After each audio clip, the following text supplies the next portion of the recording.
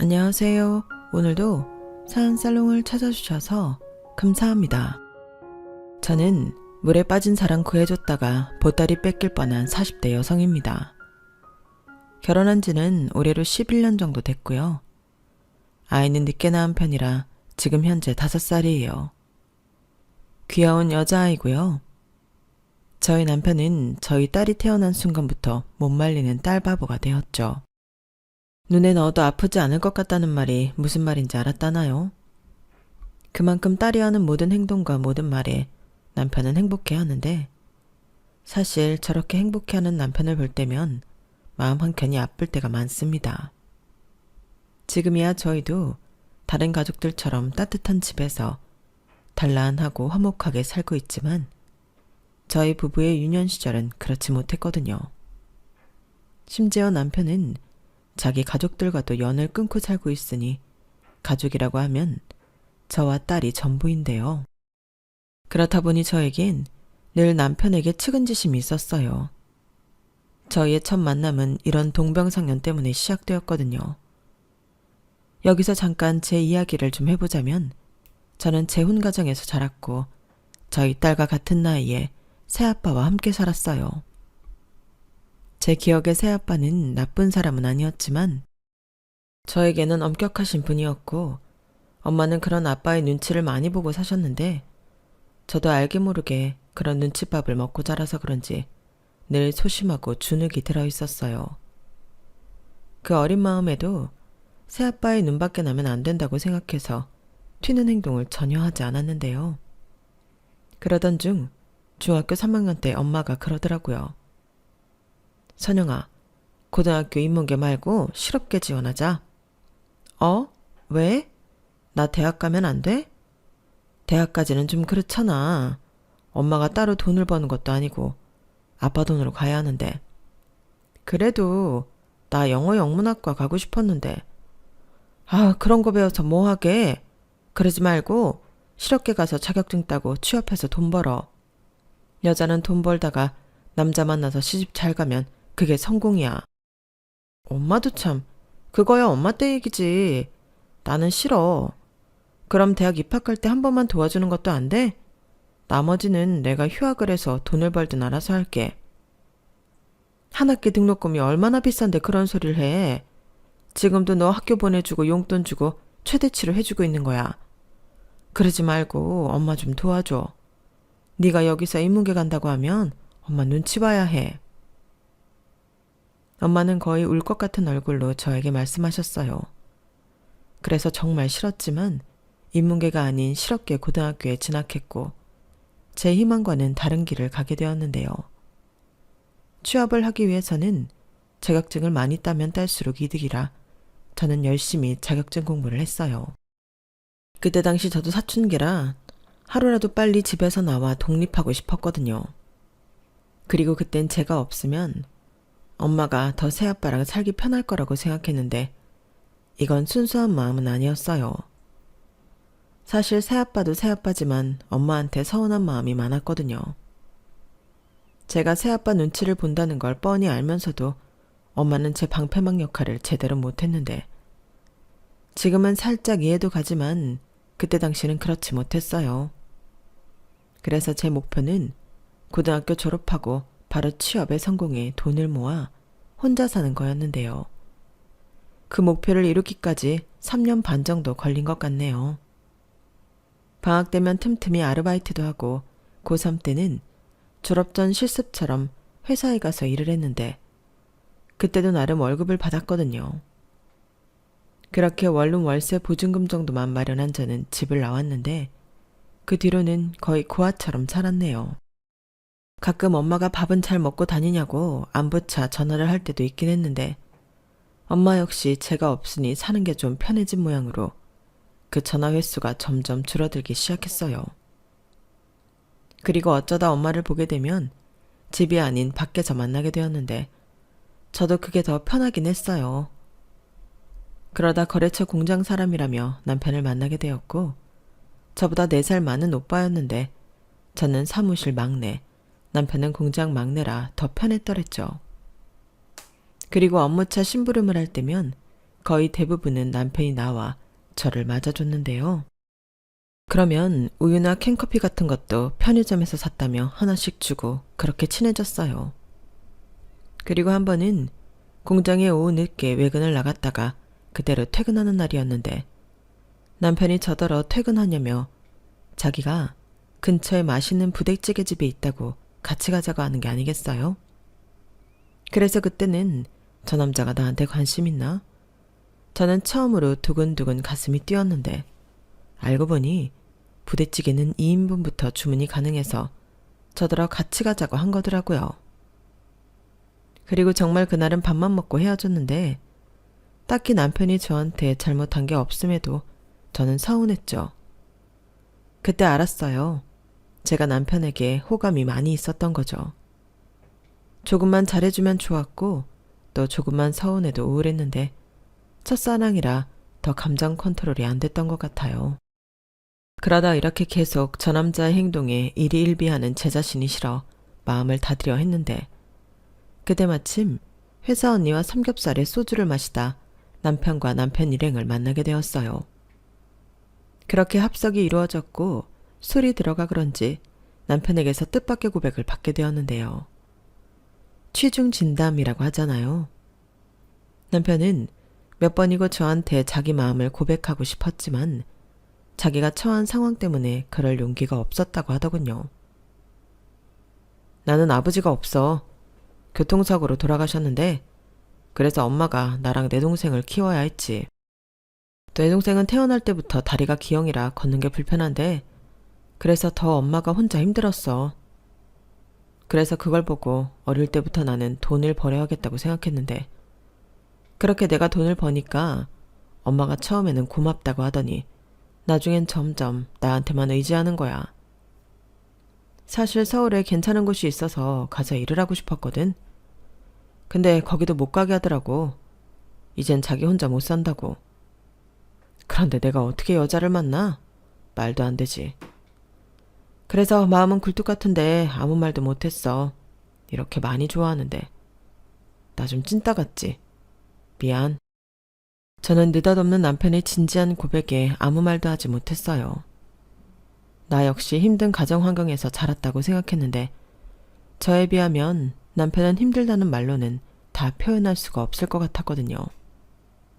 그리고 저 역시 어린 나이라 결혼까지 염두한 건 아니더라도 저런 남자를 만나면 고생할 것 같다는 예감이 들었는데 사람이 안 된다고 하면 더 하고 싶다고 남편에게 향하는 마음을 끝내 주체할 수 없게 되었어요. 어차피 힘들게만 살아온 인생인데 조금 더 힘들면 어떠냐. 대신 좋아하는 사람 옆에서 실컷 있을 수 있으니 그건 그거대로 괜찮을 것 같았는데요. 그래서 다음 날 기억도 안 난다는 남편에게 제가 먼저 고백해버렸어요. 사실 남편이 기억이 안 난다는 건 믿지 않았거든요. 그리고 제가 직진 고백을 하니 남편은 아이처럼 당황한 모습이 역력했는데 지금도 그때의 얼굴이 기억 속에 생생해요. 너무 귀여웠거든요. 그렇게 저희는 저의 직진 고백으로 연인 사이가 되었고 연애 경험이 없는 저였지만 이런 사람을 내가 또 만날 수 있을 만큼 남편이 좋았어요. 남편은 늘 배려심이 많은 사람이었고 같이 있으면 배울 점도 많았는데 연애 기간이 길어지면 길어질수록 저는 남편을 더 많이 좋아하게 되었어요. 그러면서 저는 어릴 때 새아빠가 있었지만 아빠의 사랑을 받아보지 못했는데 그걸 비슷하게나마 남편에게서 느낄 수 있었는데요. 그건 아마도 남편이 제 행복하지 않았던 유년 시절을 알았기 때문에 더 신경 써준 부분이라 생각했어요. 이렇게 저희 두 사람은 비슷한 아픔과 함께 서로에게 필요한 사람이 되어주려 노력했고 그러다 남편은 모아놓은 돈이 조금 있다며 사업을 하고 싶다고 저에게 처음으로 이야기를 했는데요. 그땐 저까지 회사를 그만두고 함께하면 어떻겠냐고 제안을 하더라고요. 하지만 저는 그런 남편의 제안을 조심스럽게 거절했는데 이유는 따로 있었죠. 이미 그때부터 우리 두 사람은 결혼을 염두에 두고 있었거든요. 그런 의미에서 남편은 함께 일을 하자고 한 것일 수 있는데 저는 거꾸로 그렇기 때문에 저라도 안정적인 직장을 다녀야 한다고 생각했어요. 여차하면 제가 벌어서 남편을 도와줘야 한다고 생각했거든요. 그래서 그런 저의 생각을 남편에게 얘기하면서 최대한 남편이 기분 나쁘지 않고 서운하지 않도록 이야기를 했는데요. 남편은 그 생각도 일리가 있다며 전혀 기분 나빠하지 않았어요. 그리고 자기가 열심히 일해서 자리를 잡는다면 그때는 정식으로 결혼도 하고 함께 일을 하자고 약속했죠. 그때 저는 기도했어요. 부디 제발 남편이 말한 대로 사업이 잘 되길 바랬는데요.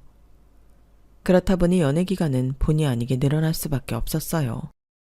거의 10년 가까운 시간을 보냈는데 처음 3, 4년까지는 이 사업을 계속해도 될까 싶을 정도로 남편이 많이 힘들어 하더라고요. 하지만 남편은 포기할 줄 몰랐고 하도 열정 가득히 매달리니까 저도 아무 말도 못했는데요. 그러다 드디어 5년 차에 접어드니 희망이 보이기 시작했어요. 그 후부터는 걱정한 게 무색하리만큼 사업이 빠르게 성장했는데 안정적인 수입을 내는 것은 물론이고 점점 수입이 늘어 남편이 말한 대로 저는 회사를 그만두고 남편의 회사에 들어가 일을 하게 되었어요. 일은 점점 많아지는데 직원을 아무리 충당해도 일손이 부족했거든요. 그러니 저라도 가서 일당 100을 채워줘야 하는 상황이었고 그런 저의 수고에 보답이라도 하듯 남편은 제 연봉에도 신경을 많이 써줬어요. 그래서 난생 처음 집도 사고 돈 걱정하지 않고 살게 되었는데요. 여기서 살짝 오해가 생길 수 있을 것 같아 말씀드리면 제가 명품을 좋아하고 취미가 있어 취미용품에 돈 쓰는 것을 하지 않았기 때문에 더 그랬던 것 같아요. 그리고 그때 남편이 신혼집으로 쓰려고 뷰가 좋은 아파트 하나를 장만해 저에게 프로포즈를 했는데요.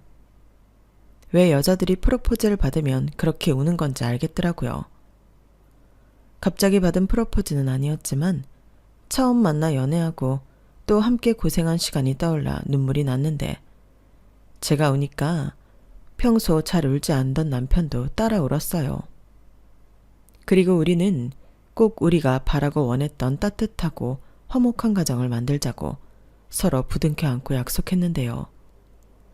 그때도 결혼식에 들어가는 허례허식 비용이 아까워서 결혼식 자체를 생략했어요. 어차피 초대할 손님도 별로 없었기 때문에 결혼식에는 미련이 없었거든요.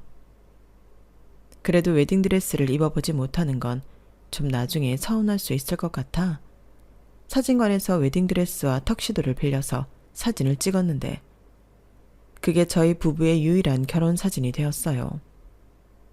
그리고 동거도 아니고 결혼인 만큼 싫어도 저는 친정 부모님에게 결혼 사실을 알려야겠다고 생각했는데 나중에 뒷말이 나오는 게 싫었거든요. 그런데 딸이 결혼을 한다는 연락을 받은 엄마는 다른 친정 엄마들과 다르게도 저에게 시집가기 전에 키워줘서 고맙다고 성의 표시 정도는 해줘야 하는 거 아니냐고 해서 저를 깜짝 놀라게 했어요. 그때 제가 제법 돈도 벌고 사는 것 같으니 엄마가 저런 말도 하더라고요. 그래서 저는 엄마에게 각자 알아서 잘 살자고 덤덤하게 말했는데 독한 것 누가 보면 저 혼자 큰 줄 알겠네. 너 그러는 거 아니다. 내가 재혼하고 너 때문에 얼마나 눈치 보며 살았는데 시집도 가는 마당에 엄마를 이렇게 서운하게 하니. 이래서 서방복 없는 년은 자식복도 없다고 했지. 그래, 나 혼자 잘 먹고 잘 살아라. 나 죽었다고 해도 너는 찾아올 것도 없어, 이 못된 년아. 아, 나쁜 년. 친정엄마는 저에게 저렇게 욕을 하시며 뒤도 돌아보지 않고 자리를 떠났어요. 한마디라도 잘 살아라. 이런 말은 전혀 나오지 않았는데 오히려 친정엄마가 저렇게 나오니 마음 정리하는 데는 큰 도움이 되더라고요. 그리고 이윽고 걱정했던 시댁에 인사를 가게 되었는데요. 시어머니는 예상대로 저를 별로 좋아하지 않는 눈치였어요. 지금 생각하면 이제 아들이 돈 좀 버는 것 같은데 제가 그 황금알을 낳는 아들을 뺏어간다고 위기감을 느끼셨던 것 같네요. 그러니 그렇게 저희가 혼인신고를 하겠다고 했을 때 안 된다고 몸져 누우셨는데 그뿐만이 아니었어요. 저는 몰랐는데 저희가 연애하는 그 10년 동안에도 꾸준히 저랑 헤어지라고 아들에게 애걸복걸 하셨더라고요. 그리고 그 사실을 저는 정말 우연히 남편의 핸드폰을 보다 알게 되었는데요.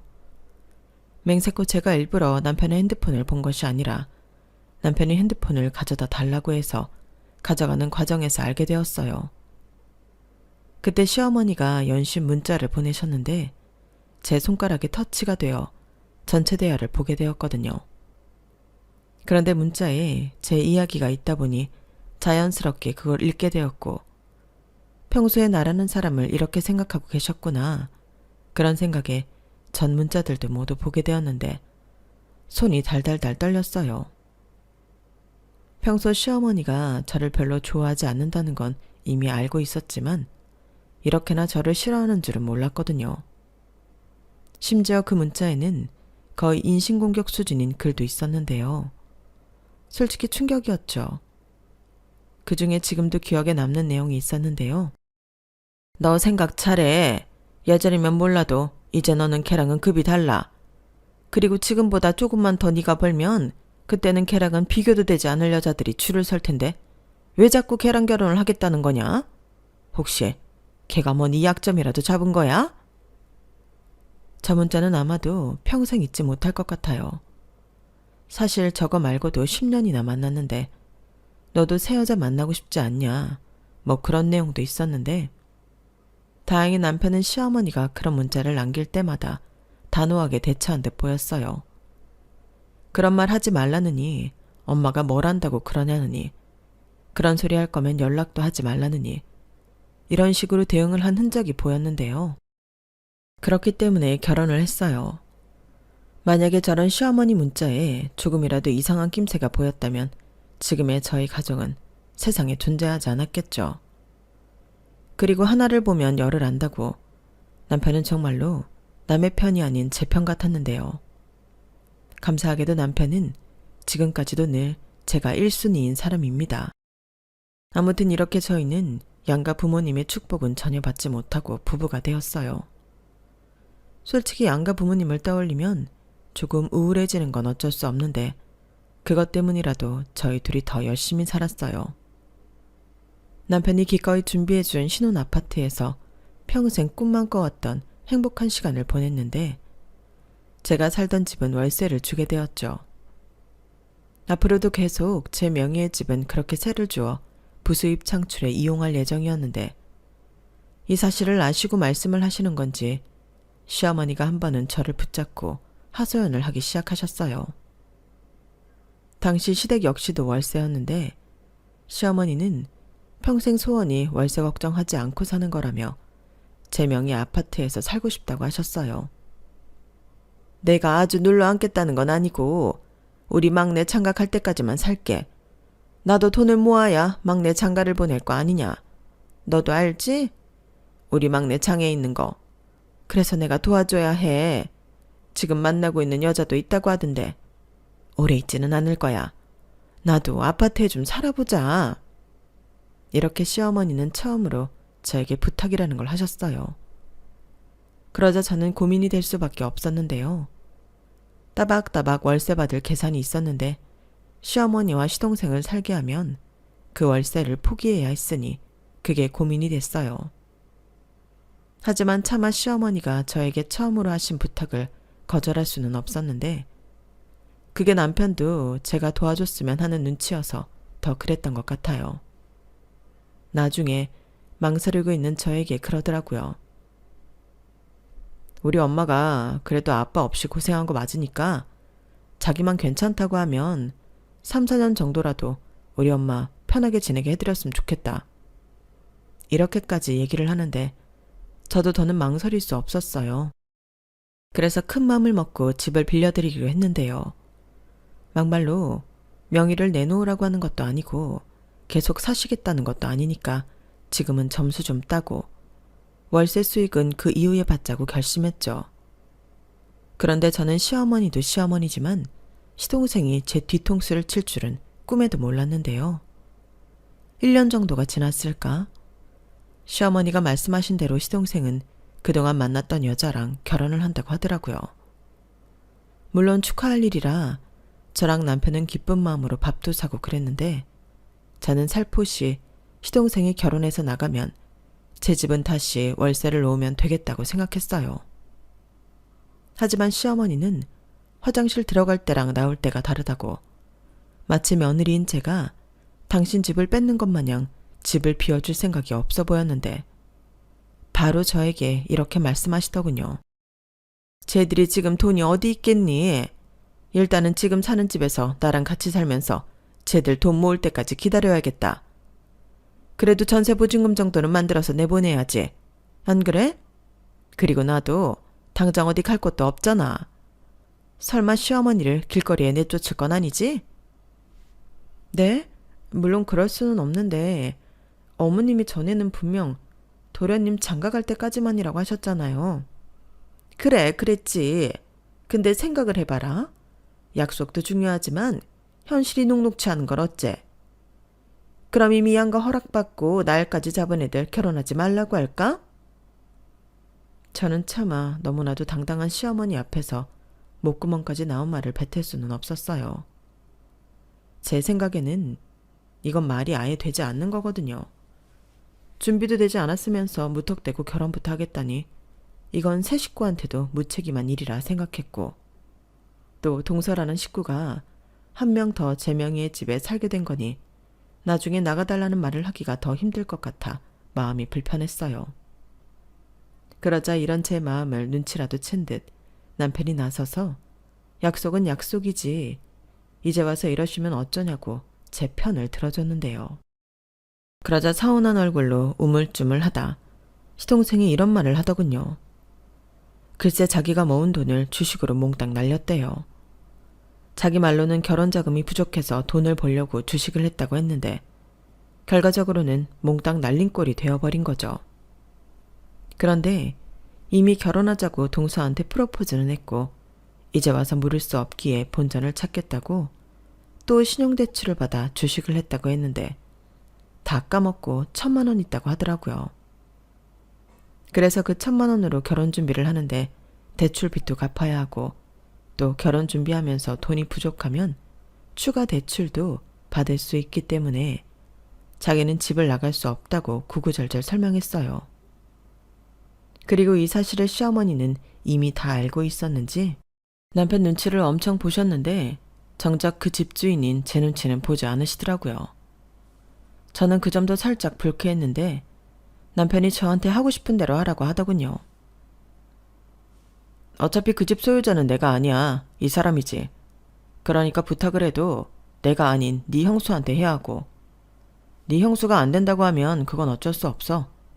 결혼을 미루든 밖에 나가서 고생을 하면서 시작을 하든 네가 한 일이니까 네가 책임져.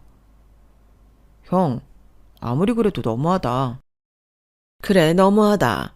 그 집 당장 비워줘야 할 이유는 없잖아. 얘가 대신 빚을 갚아달라는 것도 아니고 돈을 해달라고 하는 것도 아닌데. 얘 새아가, 네가 우리 편의 좀 봐주면 안 되겠니? 그럼 나도 갈 곳이 없어서 니들 집에 가야 해. 너도 시어머니 모시고 불편하게 사는 것보다는 집 빌려주고 편하게 사는 게 낫잖아. 저는 제가 눈치 볼 상황은 아니었지만 참 곤란했어요. 상황은 대충 알겠고 시동생의 한 어리석은 행동은 참을 수 없이 짜증이 나는데 시어머니 말처럼 그 집을 비워달라고 하면 당장 시어머니도 갈 곳이 없어 저희 부부가 모셔야 될 수도 있고, 이런저런 생각을 해보니 그냥 그 집은 빌려주는 게 나을 것 같더라고요. 어차피 3, 4년 생각한 일이었고 그 안에 시동생이 빚도 갚고 돈 좀 모으면 그때는 좀 수월하게 집을 비워줄 수 있지 않을까 그런 생각을 했고, 그래야지만 가족으로서도 불편해지지 않을 것 같았는데요.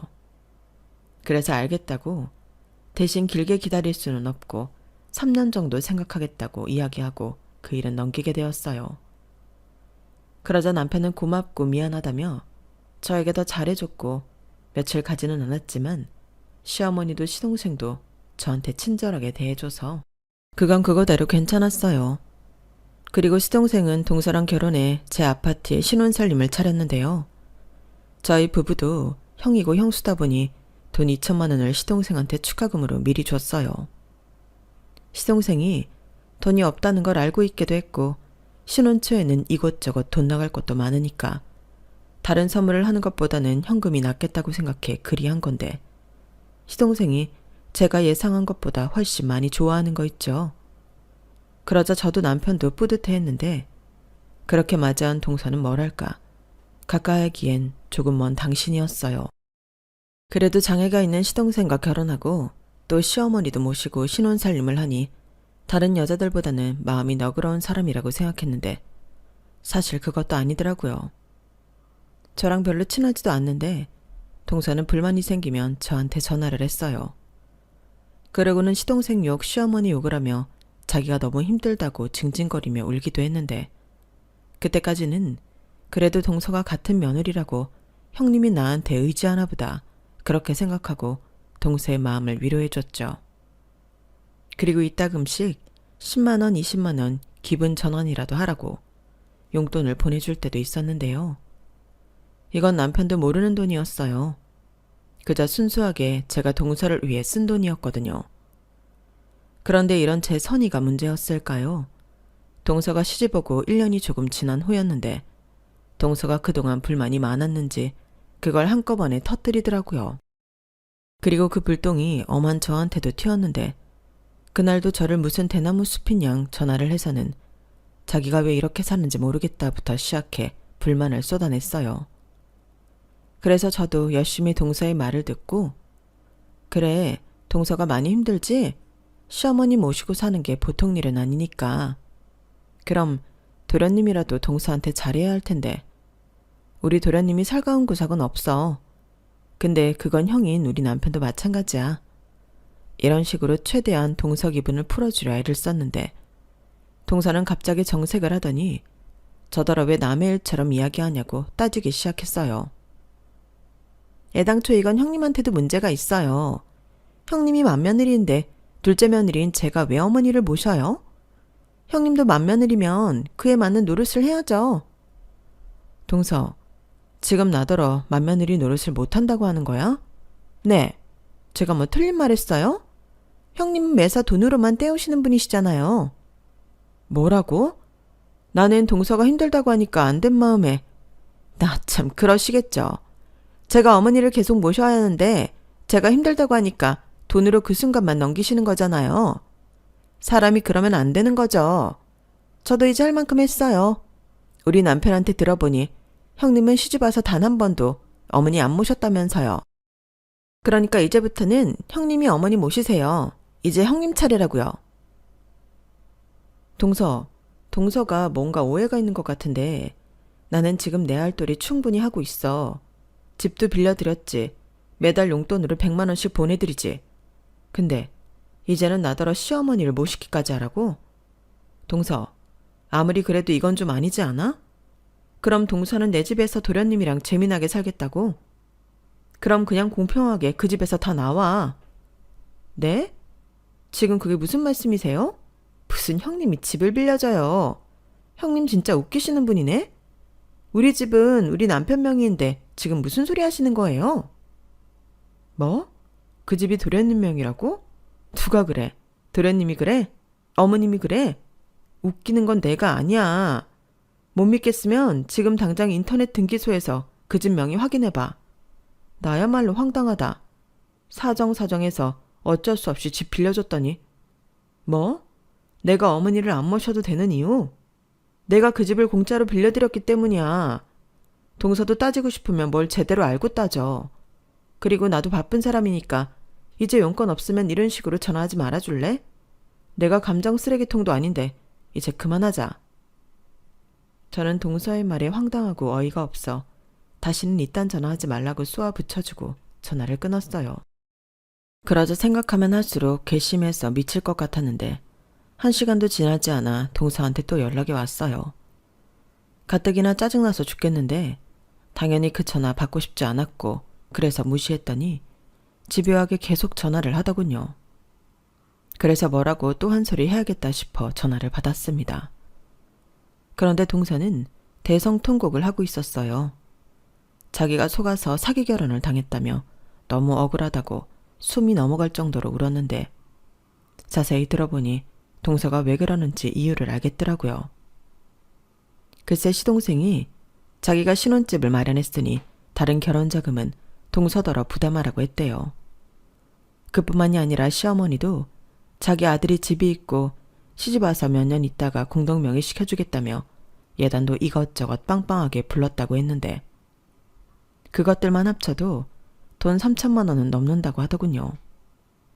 그러니까 시어머니와 시동생이 아주 작당을 하고 동서를 속인 건데 그 사실을 이제야 알았으니 동서가 팔짝 뛸만도 하죠. 그래서 저는 동서의 말을 끝까지 들어줬어요. 제가 할 수 있는 게 그것밖에 없었거든요. 그리고 제가 정말로 시동생이나 시동생 그리고 동서한테 명의를 넘겨준 것도 아니었기 때문에 그저 저 나쁜 인간들 하고 같이 욕을 할 뿐이었는데 사태가 사태인 만큼 그냥 넘어갈 수는 없었죠. 저는 동서를 겨우 달래놓고 남편한테 바로 이야기를 전했어요. 아무래도 두 모자가 동서한테 내 집을 핑계로 사기를 친 것 같은데 이걸 그냥 두면 안 될 것 같다고 말했죠. 그러자 남편은 제 말에 인상을 팍 구기더니 남은 일정들을 모두 취소했는데 곧장 시어머니와 시동생을 만나러 가자고 하더라고요. 그렇게 도착한 제 아파트에는 이미 벌써 난리가 나 있었는데 동서 목소리가 아주 쩌렁쩌렁하게 울려 퍼지고 있었어요.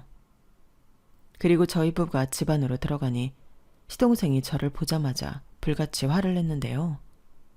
그러면서 한다는 말이 아주 못 들어줄 말들이었어요. 제가 제 집을 자기한테 준다고 했다는 거예요. 말도 안 되는 소리였죠. 도련님, 제가 언제 그랬어요? 왜 없는 말을 하시는 건데요? 형수가 그랬잖아요. 엄마랑 여기서 살라고. 형도 들었잖아. 야 임마, 너 지금 그렇게 거짓말로 이 상황에 넘겨질 것 같냐? 우긴다고 될 것 같냐고. 네 형수가 언제 그랬어?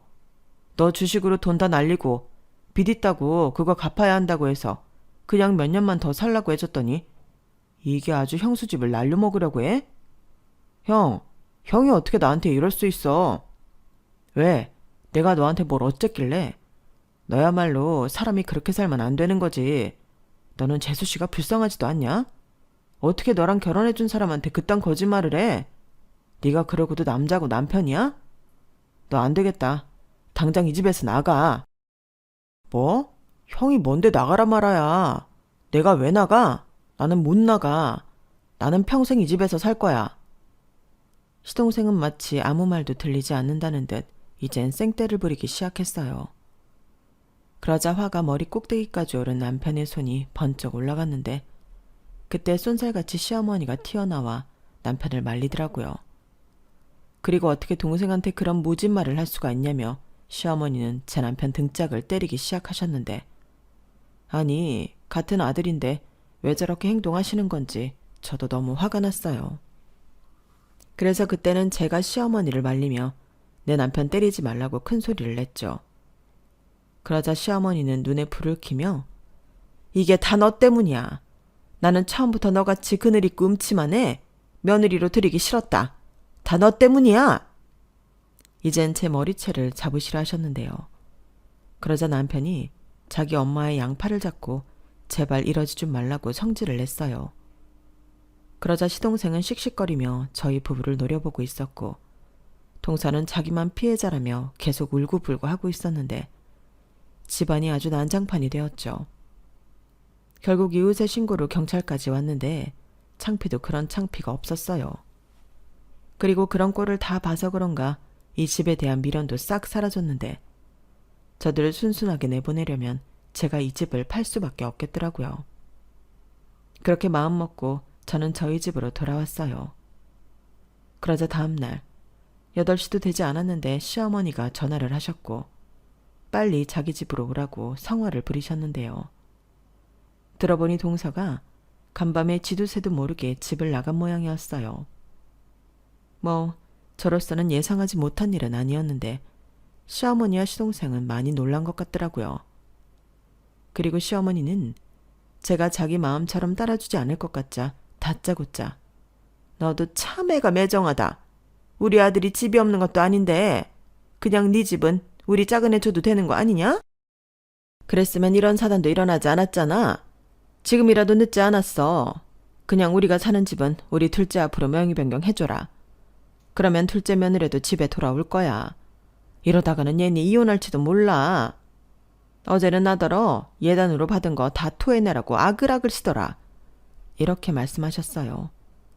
그 말을 듣는데 저는 어이가 없어서 헛웃음이 튀어나왔어요. 그리고 아마도 이 인간들은 처음부터 이런 식으로 내 집을 뺏어갈 작정이었구나. 그런 생각이 들었는데요. 저는 곧장 남편한테 미안하지만 그 집은 팔아서 없애야겠다고 말했어요. 그 집을 계속 가지고 있으면 똑같은 일이 끊이지 않을 것 같기 때문에 그러고 싶다고 이야기했죠. 그러자 남편은 자기도 그렇게 생각했다며 빨리 팔리게 시세보다 저렴하게 내놓자고 했는데요. 그러면서 그만큼의 손해보는 차익은 자기가 마련해 주겠다고 했는데 남도 아니고 그 돈은 필요 없다고 했네요. 그렇게 저는 곧장 부동산에 아파트를 시세보다 저렴하게 금매로 내놓았고 그날 당일부터 집을 보겠다는 사람이 줄을 지었나 보던데 어머니에게서 또 시동생에게서 전화가 계속 걸려왔어요. 저는 일부러 받지 않았죠. 그리고 그날 저녁 저는 제 아파트 매도 계약을 했는데 그 사실을 알게 된 시어머니가 제 멱살을 잡고 어떻게 이럴 수가 있냐고 따져 물으셨어요. 그래서 피땀 흘려 겨우 마련한 제 집인데 어머님이랑 도련님이 뺏어가려고 하니 이럴 수밖에요. 저도 아까워요. 라고 말을 했는데 시어머니는 저더러 악독한 년이라고 막말을 쏟기 시작하셨어요. 여기에 차마 쓸 수 없는 쌍욕도 해주셨는데 자기 아들이 불쌍하지도 않냐고 하시더군요. 솔직히 제 입장에서는 시동생이 왜 불쌍한지 그 이유를 찾긴 어려웠어요. 다리가 불편해 장애가 있긴 하지만 그렇다고 남들과 전혀 다르지 않은데 시어머니는 자기 아들이 엄청난 장애가 있다고 생각하시는 것 같았어요. 그러니 오히려 자기 아들을 장애인으로 취급하는 건 제가 아니라 시어머니셨는데 당사자는 그걸 모르는 것 같더라고요. 아마 평생 모를 것 같기는 했는데 시어머니는 그렇기 때문에라도 자기 아들이 이 이상 고생하길 바라지 않는다고 하셨어요. 그리고 그때였죠. 뒤늦게 나타난 남편이 시어머니 때문에 시동생이 더 한심한 인간이 된 거라며 제가 하고 싶은 말을 콕 집어 했는데 이제는 자기도 더는 미련이 없다고 찰눈을 끊자고 하더군요. 그러니까 시어머니도 시동생도 이젠 보지 말고 살자고 한 건데요. 이럴 줄 알았으면 저한테 집 빌려달라고 했을 때 그때 바로 안 된다고 하고 손절할 것을 후회한다고 했어요. 그러자 이게 다 불려시 같은 제가 자기 아들을 뒤에서 조종한 거라며 자기가 무슨 일이 있어도 저희 부부를 이혼시켜 놓겠다고 악담을 퍼부으셨는데 남편은 어디 해보실 수 있으면 해보라고 제 손을 잡고 그 자리를 떠났어요. 남편이 얼마나 화가 났는지 저를 붙잡고 있는 손이 팔에 피가 통하지 않을 만큼 힘이 잔뜩 들어갔는데 남편 마음은 더 아플 것 같아서 제 마음도 좋지 않았어요. 그리고 저희 둘 다 한참 동안은 아무 말도 하지 않고 침묵 속에 있었는데 남편이 먼저 미안하다고 말을 하기 시작하더군요. 사실 남편이 미안할 일은 하나도 없는데 남편은 아니라며 자기 때문에 이런 수모를 겪게 되었으니 자기가 미안한 게 맞다고 하더라고요. 무슨 소리야. 막말로 그 집도 내가 누구 덕에 샀는데 자기 잘못은 하나도 없어. 아니야. 내가 우리 엄마 어떤 사람인지 모르는 거 아닌데 그리고 내 동생도 그렇지. 나는 그놈도 그럴 줄 몰랐어. 당연하지. 아무리 가족이라고 해도 어떻게 자기가 어머님 도련님 속을 다 알아? 그냥 상황이 이렇게 된 거야. 그러니까 자기까지 그러지 마. 그럼 나도 미안해지잖아. 자기가 왜? 자기는 미안할 거 하나도 없어. 그리고 앞으로는 전화도 받지 말고 찾아와도 경찰에 신고해. 우리한테 더는 다른 가족은 없어. 자기랑 나랑 이렇게만 살자. 저는 남편의 말에 더는 아무 말도 하지 않고 남편을 꼭 안아줬어요. 그리고 저와 남편을 위해서라도 아이는 빨리 가져야겠다고 그때 생각했는데요. 그러다 2, 3일이 지났을까 술에 잔뜩 취한 시동생이 저희 집을 찾아왔더군요. 그러자 남편이 문 열어줄 것 없다고 경찰에 바로 신고했는데 그때 현관문 밖에서 시동생이 자기 이혼당하게 생겼다고 울기 시작했어요. 그러면서 자기가 형이랑 형수 대신 자기 엄마를 봉양했는데 그 집 줄 수도 있는 거 아니냐고, 어떻게 동생 주기 싫으니까 헐값에 팔아버릴 수가 있냐고, 그 집은 자기가 마땅히 받아야 할 자기 집이라고 우기는데 정말 지긋지긋하더군요. 그리고 몇 분이 지나지 않아 경찰들이 도착했고 시동생은 경찰차를 타고 사라졌는데요. 살다 경찰을 2번이나 보고 씁쓸하더군요. 그리고 시어머니는 이대로는 정말 안 되겠다 싶었는지 저를 찾아와 애절하게 빌기 시작했는데, 이미 계약서도 다 쓰고 계약금도 받은 마당에 이러셔도 소용없다고 말씀드렸죠. 그러자 여지없이 얼굴 색을 바꾼 시어머니는 저처럼 독한 년은 처음 봤다, 저 때문에 자기 막내 아들 인생 망쳤다고, 어디 너도 잘 사는지 자기가 두 눈 시퍼렇게 뜨고 지켜보겠다고 저주에 가까운 악담을 늘어놓으셨는데요. 저런 시어머니 때문이라도 저는 더 잘 살아야겠다고 다짐했어요. 사실 욕을 잔뜩 먹긴 했지만 제가 정말로 잘못한 건 하나도 없잖아요. 그래서 더 당당하게 살 수 있었어요. 막말로 남편이 천륜을 끊어버린 것에도 저는 일말의 책임감을 느끼지 않았는데, 남편이 오죽하면 그런 결정을 했을까? 오히려 남편의 마음이 100번 1000번 이해가 되더라고요. 저 역시 친정엄마와 연을 끊고 살고 있기 때문에 자식이 먼저 저런 결정을 했을 때 느껴지는 감정에 대해서는 제가 누구보다 더 잘 알고 있었기 때문에 저는 남편 옆에서 힘이 되려고 노력했어요. 시덥잖은 농담과 장난이라도 남편이 웃을 수만 있다면 상관없다며 온갖 푼수짓도 창피한 줄 모르고 불사했던 저였거든요. 그래서인지 그런 제 노력을 남편은 아주 잘 알아줬고 그 마음이 이어져 지금까지도 저희 부부는 친구처럼 애인처럼 잘 지내고 있는데요. 그렇게 제 명의 아파트 잔금을 받던 날 사건이 또 일어났어요. 저 때문에 오갈 곳이 없다며 저희가 출근한 상황에서 문을 따고 시어머니와 시동생이 이사 트럭을 밀고 저희 집에 쳐들어왔더라고요. 그런데 이럴 것을 남편이 미리 예상이라도 한 듯 어딘가에 전화를 걸었는데, 그러자 금방 트럭과 사람들이 저희 집에 도착했어요. 가만 보니 저희가 종종 이용하는 특수 폐기물 업체 사장님 댁에 차량과 직원들이었는데 순식간에 시어머니와 시동생 짐을 나르기 시작하더군요.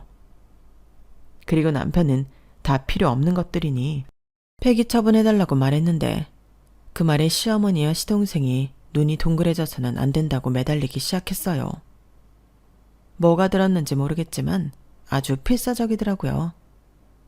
그렇게 한바탕 소란이 생기니 시어머니가 알겠다고 자기들이 나가겠다고 백기를 들었는데 하는 수 없이 당신 오빠가 있는 시골로 간다고 하셨어요.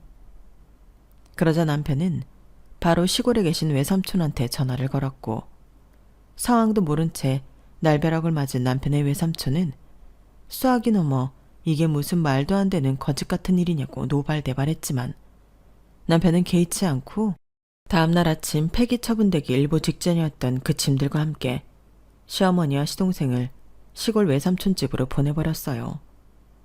그리고 어제와 같은 날이 또 없다는 보장이 없기 때문에 저희도 이사를 하기로 결정했는데 이게 정말 무슨 짓인가 싶었죠. 하지만 저희 사는 아파트 값이 당시 많이 오른 상태라 집을 파는 것도 나쁘진 않았는데, 그렇게 저희는 이사를 왔고 오랜 시간 노력 끝에 지금의 딸을 낳았어요. 남편은 처음부터 딸이었으면 좋겠다고 하더니 딸이 태어난 순간부터 세상을 다 가진 사람처럼 행복해 하더라고요. 그리고 저 역시 딸을 보면 이 아이는 나처럼 불행하지 않고 온전한 부모의 사랑과 행복을 누릴 수 있게 해주고 싶다는 생각을 많이 하게 되는데, 그래서인지 저도 남편도 저희 딸이 너무나도 소중하고 사랑스럽기만 합니다. 자식을 낳아보니 저도 남편도 저희의 부모를 더 이해할 수가 없었어요. 이렇게 작고 소중한데 어떻게 그렇게 매정하게 대할 수 있던 건지. 그리고 둘이 맹세도 했는데요. 앞으로 어떤 일이 있어도 우리는 우리 딸을 마음 아프게 하지 말자고 약속했어요. 자식은 부모의 선택으로 태어난 거지 본인의 선택으로 태어난 게 아니잖아요. 그러니 더욱 부모인 저희가 더 노력하고 책임져야 한다고 생각합니다. 아직은 어려서 잘 모르지만 앞으로 크면서 우리 딸도 저희 가슴에 대못 몇 개쯤은 박을 수도 있겠죠. 그래도 저희 자식이니까 저희는 포기하지 않고 세상을 지혜롭게 잘 살 수 있도록 좋은 길잡이가 되어주고 싶은데요. 저희가 그런 부모가 될 수 있도록 여러분들이 많이 응원해 주시면 좋겠습니다. 그럼 끝으로 주는 것 없이 그저 받기만 원했던 그 사람들이 자신들의 잘못을 인지하고 후회하는 날이 꼭 오길 바라며 제 이야기는 여기서 마치도록 하겠습니다. 지금까지 긴 사연 들어주셔서 대단히 감사드려요. 세상의 모든 아이들이 부모로부터 상처받지 않고 따뜻한 사랑 속에 자라길 간절히 바라겠습니다. 안녕히 계세요.